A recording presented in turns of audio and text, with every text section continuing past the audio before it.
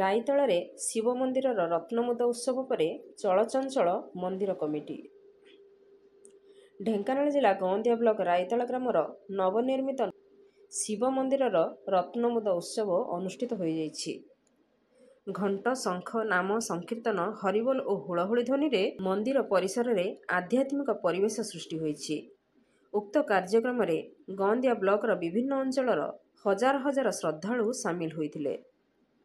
ଉକ୍ତ ଗ୍ରାମର ମନ୍ଦିର କମିଟିର ମୁଖ୍ୟ ମଙ୍ଗୁଳିଚରଣ ଜେନା ଏବଂ ମନ୍ଦିର କମିଟିର ସଦସ୍ୟ ମାନଗୋବିନ୍ଦ ସାମଲ, ଶ୍ରୀବତ୍ସ ଦାସ, ଦେବେନ୍ଦ୍ର ରାଉତ, ଦାଶରଥୀ ରାଉତ, ରବିନାରାୟଣ ସାମଲ, ସରୋଜ ଜେନା, ଅମରେନ୍ଦ୍ର ରାଉତ, ବିଶିଷ୍ଟ ସମାଜସେବୀ ସାଗର ତୃଷ୍ଣ ଦଳାଇ ଓ ସରପଞ୍ଚ ଲକ୍ଷ୍ମୀପ୍ରିୟା ସାମଲ ଏବଂ ସିଙ୍ଗା ରାଇତଳା ଗ୍ରାମବାସୀଙ୍କର ନେତୃତ୍ୱରେ ଆୟୋଜିତ ଉକ୍ତ କାର୍ଯ୍ୟକ୍ରମରେ ଗଅଁଦିଆ ବ୍ଲକର ବିଭିନ୍ନ ଅଞ୍ଚଳରୁ ମାନ୍ୟଗଣ୍ୟ ବ୍ୟକ୍ତିବିଶେଷମାନେ ଉକ୍ତ ରତ୍ନମୁଦ ଉତ୍ସବରେ ଉପସ୍ଥିତ ଥିଲେ।